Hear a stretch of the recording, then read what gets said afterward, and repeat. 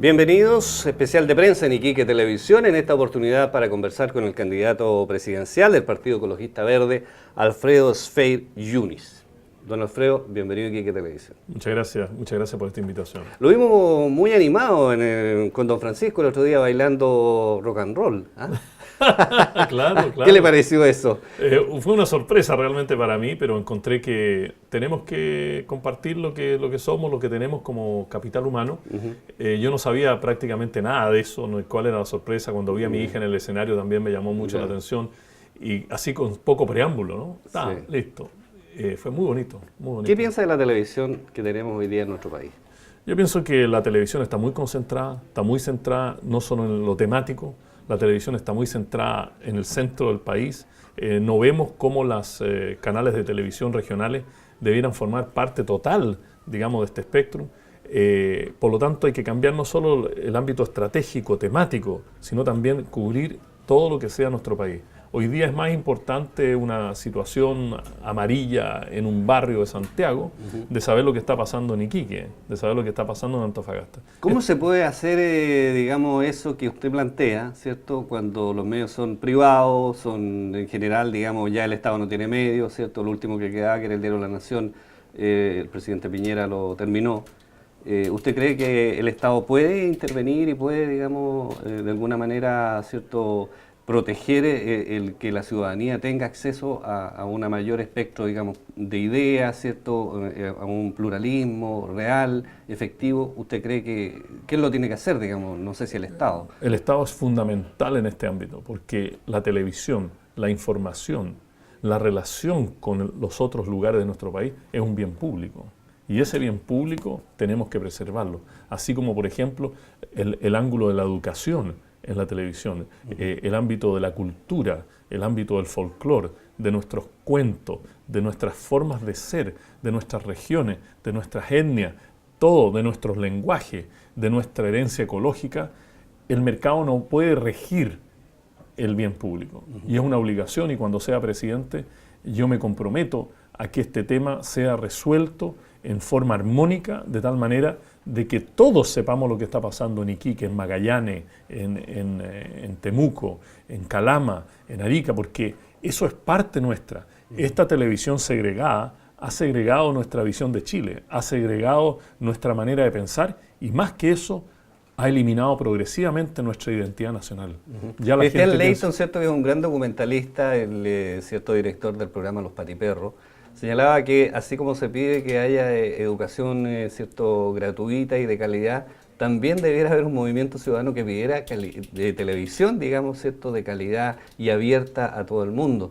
Tenemos ahora, por ejemplo, la FIFA, ¿cierto?, que está reclamando porque la nueva ley de televisión digital de alguna manera, ¿cierto?, abre, por ejemplo, los partidos de la selección chilena que sean, digamos, se puedan transmitir por televisión abierta y no por las señales de cable, que son en definitiva la gente que paga la televisión. ¿Usted piensa que ahí hay un aspecto importante en lo que es la cultura, en lo que es el desarrollo de nuestro país? Porque la gente ve mucha televisión. Absolutamente. Yo creo que eso cala profundamente en lo que nosotros queremos tener como nación. Y ahí hay un tema fundamental, que es el tema si la información, si la televisión como un centro de información es un bien privado o es un derecho. Y hay partes de eso que es un derecho, y es el Estado el que tiene que velar por esos derechos. Si nosotros tenemos nuestra selección nacional jugando, no es solo un tema de lucro, es un tema de que eso representa unidad nacional, representa una forma de integración social, representa una forma de ser nosotros. Y lo que falta en Chile hoy día son esos valores colectivos de identidad nacional. Uno va a una escuela secundaria y le pregunta a la gente qué es ser chileno, y realmente la gente no lo contesta. Y parte de eso es nuestro fútbol, nuestro folclore, nuestras costumbres, y el Estado tiene que velar por eso. Pasemos a otros temas. Por ejemplo, el tema del cobre. En la encuesta CEP, ¿cierto?, surgió con bastante sorpresa, parece impresionante. 83% de la gente quiere que se nacionalice el cobre. ¿Qué piensa usted? ¿Esto se puede hacer? ¿Es razonable pensar, digamos, que hay una cantidad enorme de inversión minera, ¿cierto?, extranjera en nuestro país? ¿Nacionalizarlo, indemnizarlos a ellos? ¿Se puede hacer? ¿Es viable hacer algo así? ¿Cuál es su propuesta? Primero quisiera decir que a mí me impresionó que la ciudadanía realmente trae ese tema, porque antes uno veía las curvitas de la SEP, ¿no es cierto? La delincuencia, la salud, la educación, y las cosas estas no aparecían. Hoy día la ciudadanía dice, a través de esta palabra de la nacionalización, la ciudadanía está diciendo varias cosas. Lo primero, queremos que sean nuestros los recursos. Y nosotros estamos diciendo reforma constitucional para que los recursos naturales de Chile sean de todas las chilenas y chilenos y el Estado sea un garante y un administrador de parte de la ciudadanía de esos recursos. La ciudadanía está diciendo, fíjate que el sistema de fiscalización de un gobierno que funciona con una economía neoliberal y solo se dedica a fiscalizar no es suficiente. Tercero, la ciudadanía está diciendo, fíjate que este es nuestro salario. Nosotros no somos Hong Kong produciendo llaveritos, relojitos. Este país es recurso natural. Nosotros, nuestro ADN son el cobre, son el mar, son la tierra, son el agua. Por lo tanto, la gente está diciendo, mira, fíjate que aquí no hemos olvidado un sentido común. Estoy expresando lo que yo escucho de la gente. No es simplemente una palabra, nacionalización y se acabó. Y finalmente, la gente está diciendo, ¿por qué esta empresa que hace lo mismo en otro país desarrollado, respeta las regulaciones ambientales? ¿Por qué en nuestro país no se respetan estas regulaciones ambientales? ¿Por qué nosotros tenemos ese problema de tener que aceptar eso? Lo mismo en el caso de los royalties. En otros países se paga 20-30% de royalties. Aquí el royalty no es ni el 2% de las utilidades, por lo que yo he leído. Y dicen, no, pero es que no, nosotros aquí se nos va a ir la inversión extranjera. Claro. Hay que meterle el diente a eso. Y a propósito de números, ¿cierto? Y del empoderamiento de la ciudadanía, hay todo un tema con los bancos. La gente se queja que los bancos prácticamente esquilman a las personas, ¿cierto? Les ponen tasas de intereses usurarios y algunos dicen que debiéramos pagar tasas del 6% al año y estamos pagando, no sé, 25, 30%. Y que en otros países efectivamente hay una regulación mayor, hay una mayor fiscalización y los bancos igual son negocios, digamos. Usted, que es un hombre que trabajó en el Banco Mundial y que sabe bastante de estas materias, ¿es viable hacer eso? ¿Cómo se hace? Mira, aquí hay una parte que es la parte macroeconómica y la parte del consumidor. Y yo quisiera distinguir eso. En la parte macroeconómica tenemos un excelente Banco Central. Tenemos que continuar con una autoridad monetaria, tenemos que tener una política fiscal, social, expansiva y una política monetaria que equilibre, digamos, lo macroeconómico, porque no sacamos nada con tener una política social expansiva si se nos arranca la inflación, porque la gente va a terminar finalmente utilizando los fondos que van a lo social en alimentos más caros, en fármacos más caros, por lo tanto tiene que haber un equilibrio. Y ese es más o menos como yo veo ese equilibrio. Del punto de vista del consumidor, nosotros vivimos en el país de la letra chica. Nadie sabe qué es lo que está pasando con los contratos. Como lo dije en la televisión, una señora vino y me dijo, mire, fíjese que mi cuenta de tarjeta de crédito subió en una forma exorbitante. Yo le dije, muéstrame los papeles. Y yo como economista ni siquiera yo entendía exactamente cuál era la fórmula de estos papeles. Entonces hay una serie de terminología, hay una serie de cosas que uno está entrando en esto. Para la mujer es peor, porque se ha visto, ¿no es cierto?, que ellas pagan un costo de crédito mayor, tienen mayor discriminación. Este tema del consumidor es un tema que no solo se soluciona con un CERNAC. Esto se soluciona con una ética económica. Por ejemplo, el caso de la Polar, ¿no es cierto? Todo el país dice, ya finalmente, ya, y de repente las sentencias son de tal manera que la gente dice, bueno, pero si aquí nosotros nos podemos ir para la casa. El tema de la ética, ¿cierto?, es un gran tema. Y nos quedan solamente un par de minutos de la entrevista. Me gustaría plantearle cómo es en una economía como esta, ¿cierto?, donde hemos visto y tuvimos la oportunidad incluso de hacerle la pregunta acá también en nuestro programa, en el caso, ¿cierto?, de Lawrence Goldberg, cuando le preguntamos por qué él, ¿cierto?, sus dineros los había puesto en un paraíso fiscal y no los tenía acá en Chile, digamos, ¿cierto?, pagando los tributos que correspondían.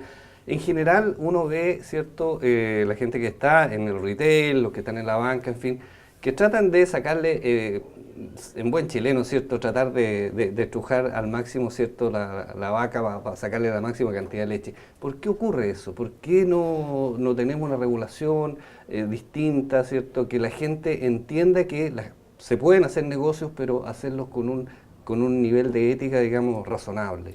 Porque se ha perdido la noción del bien público. Se ha perdido la noción realmente de lo que corresponde como el colectivo. Y esa es lo que más tenemos que tomar en cuenta como gobierno. No solo un gobierno como una entelequia de miles de personas, una cosa pesada, no. Un gobierno que transmite valores, un gobierno que transmite un comportamiento.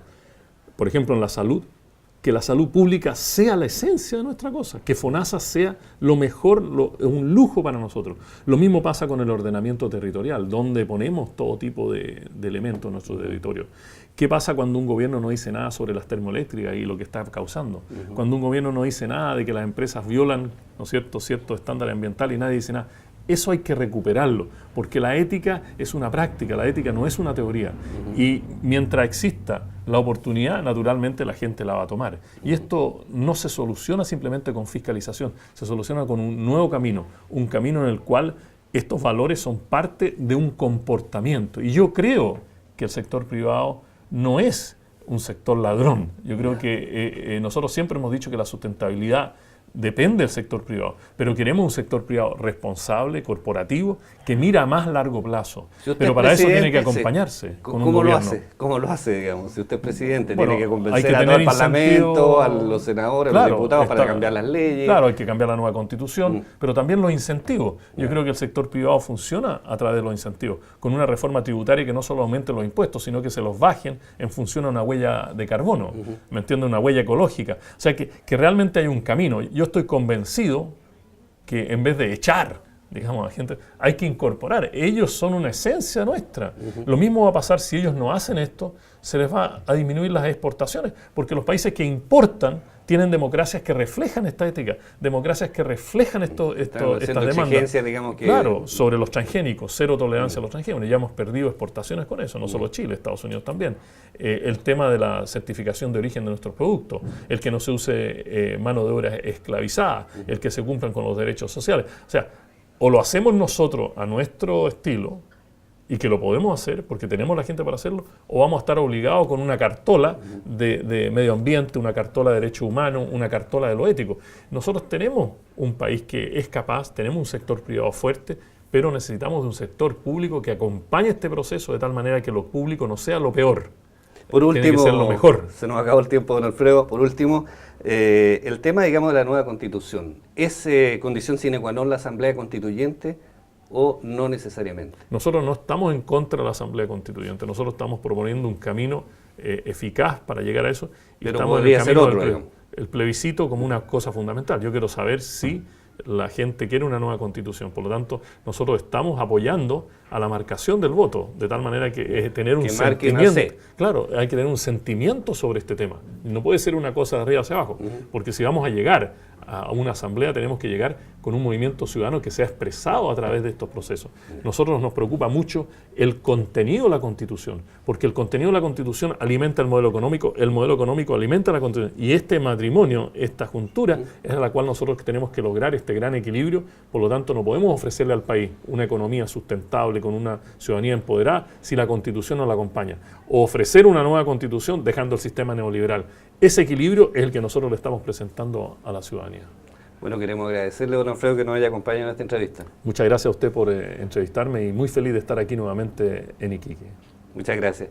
Conversamos hoy con Alfredo Esfer, que es el candidato, ¿cierto?, a la presidencia del Partido Ecologista Verde, aquí en este especial de prensa en Iquique Televisión.